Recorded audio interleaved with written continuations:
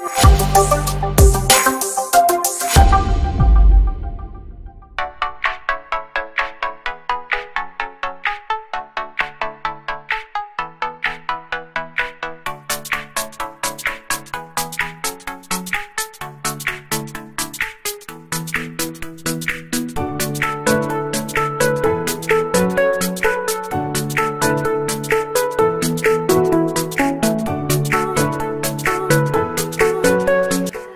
semua anak-anak, kembali lagi bersama Pak Guru Dharma di sini. Hari ini kita akan lanjut belajar lagi, yaitu materi kita tema 4 subtema 1 buatan pembelajaran bahasa Indonesia.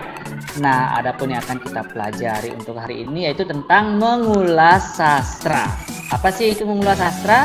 Dan tujuan pada pembelajaran hari ini yaitu Pak Guru harapkan setelah menonton video ini anak-anak dapat mengetahui cara untuk mengulas sastra berupa buku, lalu mencari tokoh dalam buku tersebut, juga memberikan pendapat terhadap suatu cerita. Nah anak-anak, sebelum kita lanjut belajar, kita berdoa dulu ya. Jadi doa akan Pak Guru pimpin. Berdoa mulai.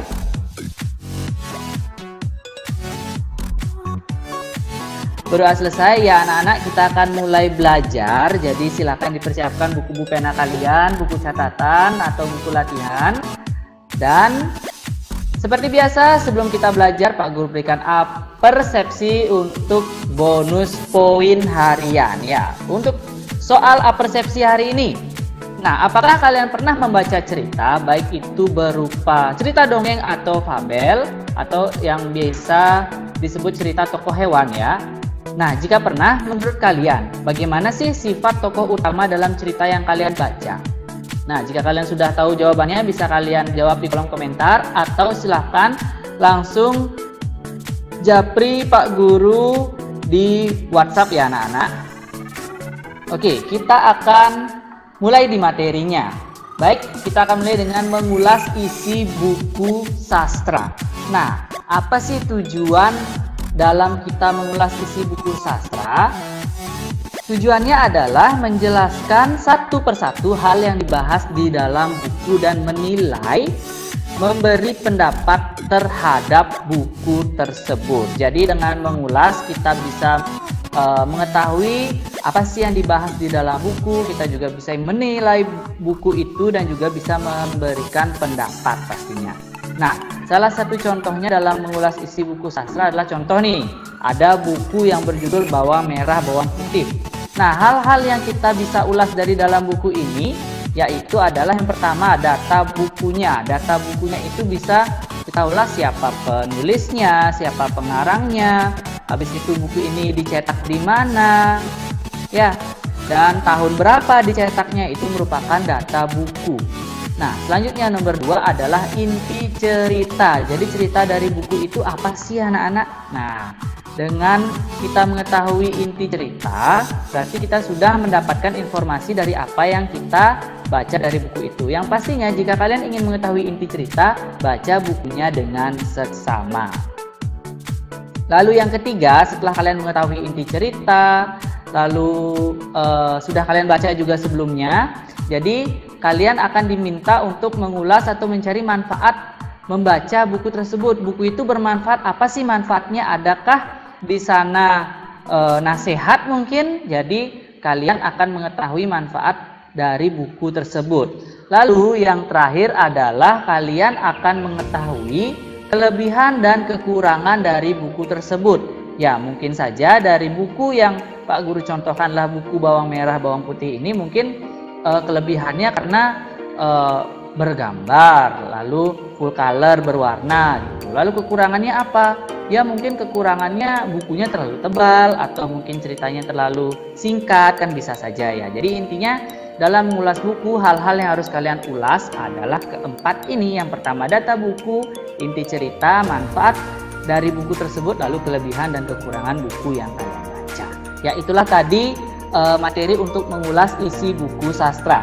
Ya kita akan lanjut lagi untuk materi berikutnya, yaitu menyebutkan tokoh-tokoh pada cerita. Nah, dalam cerita itu tokoh adalah satu hal yang paling utama. Satu hal utama di mana tokoh ini merupakan pembawa dari cerita tersebut ya, atau pelaku dalam sebuah cerita. Nah, di mana tokoh ini akan dibedakan menjadi dua anak-anak, yaitu tokoh utama dan tokoh pembantu. Di mana tokoh utama itu adalah tokoh yang selalu ada dalam setiap jalan cerita, sementara tokoh pembantu adalah tokoh yang berperan mendukung tokoh utama.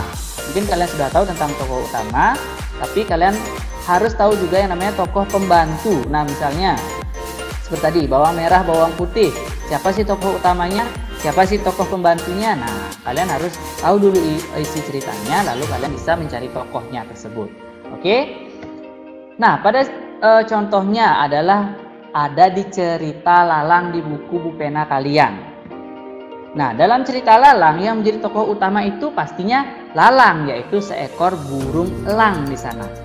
Dan tokoh pendukungnya adalah teman Lalang, si Loreng. Nah, jadi jika kalian cermati di cerita pada buku kalian akan menemukan bahwa Lalang itu merupakan tokoh utama dan si Loreng adalah tokoh pendukung, ya, tokoh yang mendukung jalan cerita pastinya. Ya, selanjutnya kita akan masuk ke materi, yaitu memberikan pendapat terhadap perilaku tokoh dari cerita yang dibaca. Jadi kita memberikan pendapat dari perilaku tokoh, bukan ceritanya, tapi tokohnya saja. Nah, di mana adapun beberapa tahapan dalam kalian untuk memberikan pendapat terhadap perilaku tokoh adalah sebagai berikut. Yang pertama, membaca sesama jalan cerita. Pastinya kalian harus memahami ceritanya dari awal sampai akhir. Selanjutnya adalah memperhatikan perkataan dan perbuatan tokoh. Nah, misalkan di sana ada tokoh, dua tokoh misalnya, yang satu tokohnya itu baik hati, tidak sombong, rajin menabung. Jadi kalian sudah tahu itu pasti tokoh yang baik. Sementara tokoh yang sukanya itu rakus, habis itu suka membentak-bentak, pastinya itu adalah tokoh yang kurang baik anak-anak. Jadi kalian harus bisa memperhatikan perkataan dan perbuatan dari tokoh dalam cerita tersebut. Selanjutnya adalah memperhatikan gambaran lingkungan kehidupan tokoh. Nah, ini juga merupakan salah satu unsur dalam kalian memberikan pendapat terhadap penokohan dalam cerita. Mungkin dia adalah orang yang kaya raya, habis itu dia sombong, lalu yang satunya berkehidupan cukup, tetapi dia bisa memberikan beberapa, bisa bersedekah misalnya, seperti itu. Jadi kalian harus memperhatikan juga gambaran lingkungan kehidupan tokoh tersebut. Itulah tadi.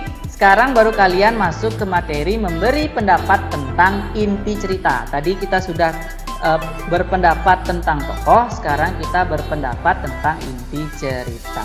Nah, langkah-langkah dalam memberikan pendapat dalam cerita, yang pertama adalah biasa membaca cerita dengan cermat, dengan seksama dari awal sampai akhir. Selanjutnya, carilah paragraf yang memuat permasalahan. Nah, di sini kenapa disebut permasalahan? Karena dalam cerita itu pasti akan ada yang namanya inti permasalahan atau klimaksnya. Jadi biasanya kalau kalian baca tuh menguras emosi ya, gregetan gitu bacanya. Nah, selanjutnya adalah carilah penyebab awal munculnya permasalahan tersebut. Nah, tadi sudah ada paragraf permasalahan, selanjutnya kita balik lagi. Apa sih penyebab dari permasalahan tersebut?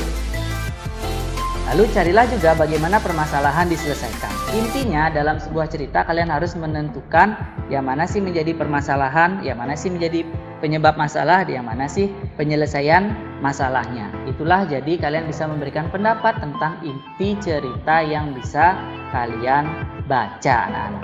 Jadi jika memang kalian sudah bisa mencari semua hal yang Pak Guru jelaskan tadi, otomatis kalian sudah bisa memberikan pendapat tentang inti sebuah cerita. Jadi dalam memberikan pendapat kalian harus berlatih terus, rajin-rajin membaca agar kalian bisa menjadi orang yang mahir ya pastinya.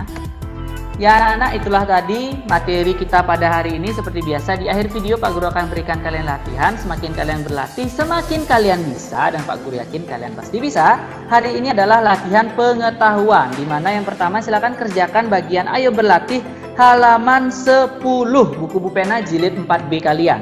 Lalu kerjakanlah pada buku Bupena kalian, dan jika sudah selesai kirimkan hasil pekerjaan ke WA Guru Wali. Dan seperti biasa Pak Guru memberikan nasihat kepada kalian, gunakanlah masker, jagalah kesehatan kalian.